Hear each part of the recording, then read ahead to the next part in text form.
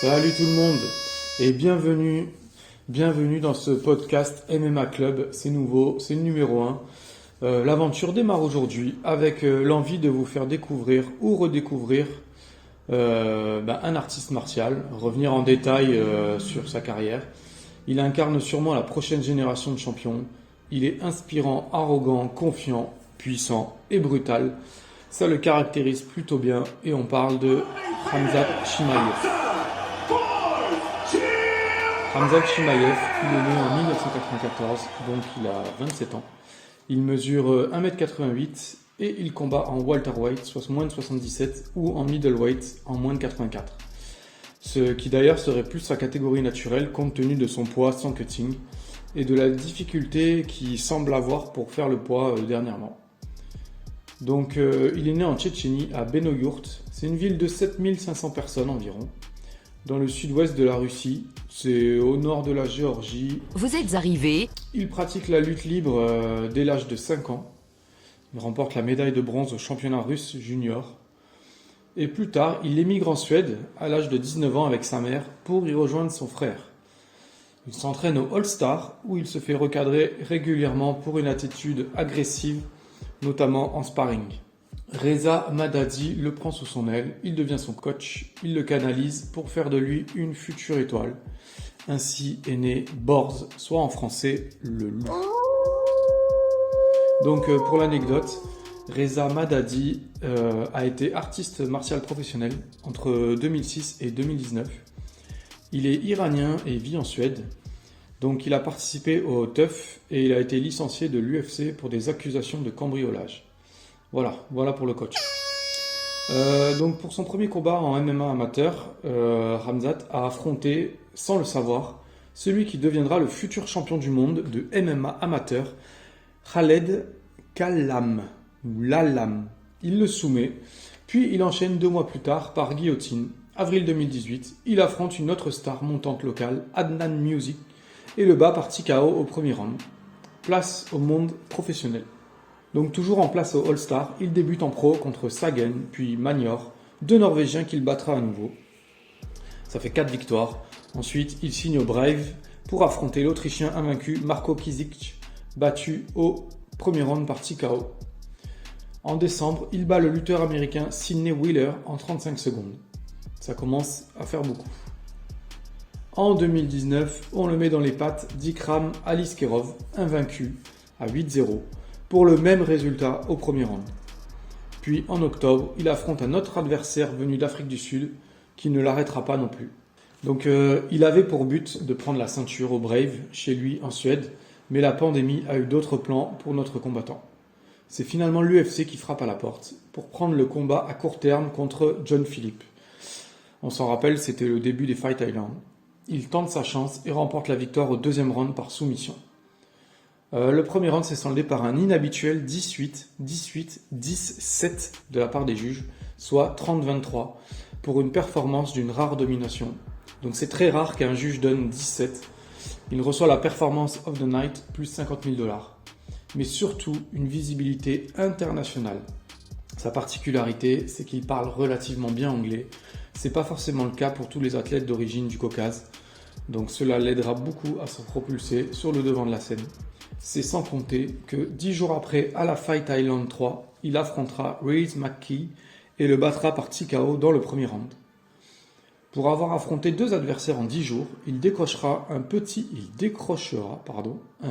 record de l'UFC ère moderne et commencera à faire parler de lui sur les réseaux sociaux, notamment Instagram, Twitter, où ses performances seront visualisées et revisualisées par des millions de personnes sous forme de mini-highlights.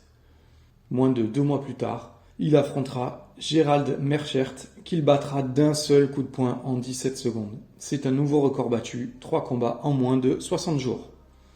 Donc pour moi, c'est important de souligner que même le plus insignifiant combattant, le moins mis en avant de l'UFC, reste un combattant d'élite et de classe mondiale, compte tenu de la réputation de l'organisation de ne travailler qu'avec des professionnels capables de perforer au haut niveau. On sait que l'organisation n'hésite pas à licencier des combattants charismatiques ou avec un passé glorieux, même si celui-ci n'est plus performant dans l'octogone. Je rappelle également que Gerald Meerschaert est un combattant avec du cœur, coriace, qui était sur la dernière carte de l'année 2021, Lewis Daukos, et qui a remporté son combat en prélim contre Dustin Stolflus par soumission, avec beaucoup de mouvements, beaucoup de technique au sol, malgré un cardio un petit peu emprunté et une vision globale, un fight IQ un peu limité. Franchement, il a montré beaucoup de cœur, donc c'était pas un hasard que Khamzat l'ait battu en un coup. Ça veut quand même beaucoup dire sur sa capacité à éteindre ses adversaires. Merchert est sur une série de 3 victoires par soumission depuis sa déconvenue contre Borz, et malgré cela il n'avance pas au classement, alors que Khamzat aujourd'hui est classé 11e. Cela lui redonne de la légitimité, surtout ça prouve que Borz n'affronte pas de peintres. Les mecs sont quand même des professionnels. Donc retour sur Khamzat Chimaev, qui est donc à 9-0 à ce moment précis. Il est dans une position très confortable à l'UFC. Il souhaite affronter le très bien classé Leon Edwards pour gratter quelques places au classement en cas de victoire. Le combat n'a pas cessé d'être repoussé plusieurs fois à cause du Covid. Et ce combat n'aura finalement pas lieu. Donc la porte du top 3 ou du top 5, selon mon point de vue, se referme un petit peu. Borz est dégoûté. Il est un peu au fond du trou, car personne d'autre ne semble vouloir se frotter à lui. Il prend sa retraite du MMA sur un coup de tête suite à des complications post-Covid. Dana White le fera rapatrier aux États-Unis pour prendre en charge sa rééducation. Finalement, il faudra attendre le 30 octobre 2021, soit plus d'un an après son incroyable run estival de 2020, pour le voir dans l'octogone contre Li Jingliang. Celui-ci avait été battu par décision unanime par Neil Magny, un client. Puis il avait sorti une masterclass contre Santiago Ponzinibbio en janvier 2021. Il le bat par TKO à la fin du premier round. Je me disais, fort de cette victoire et de son expérience, il va réussir à le stopper, et je me suis trompé. Cette fois, c'est Khamzat qui confirme qu'il faut compter sur lui, et il s'approche du top 10 en atomisant son adversaire. Il ne prendra aucun coup pendant presque 3 minutes de lessivage intensif, puis finira Li Jingliang par un étranglement. Donc il en est à 10 victoires pour 0 défaite. Ses 4 combats à l'UFC ont été finis avant la limite, et il a obtenu 4 performances en 2 nights.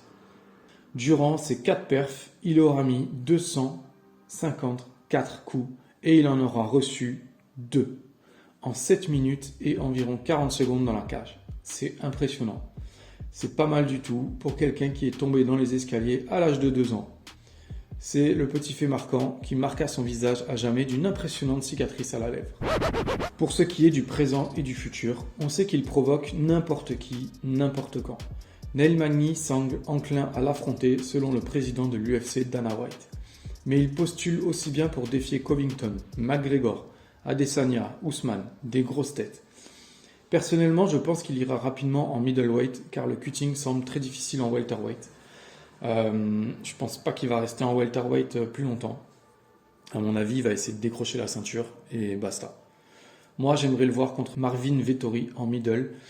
Quitte à réclamer un nom et avoir une grosse bouche, autant faire affronter 2 énormes égos.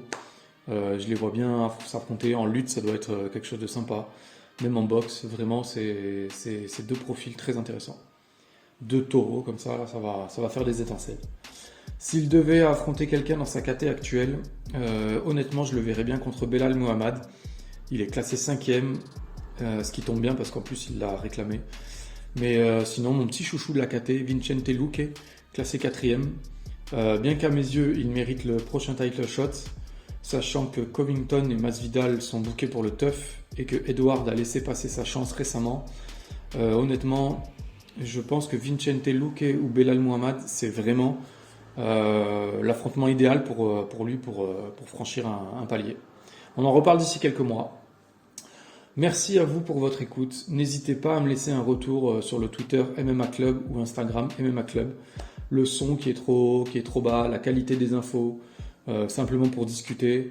J'ai une grosse dédicace à vous les auditeurs, ceux qui écoutent en travaillant, en conduisant, en ne faisant rien et aux curieux du jour. J'espère que ça vous a plu. N'hésitez pas à vous abonner. C'était MMA Club et c'est pour vous. À bientôt.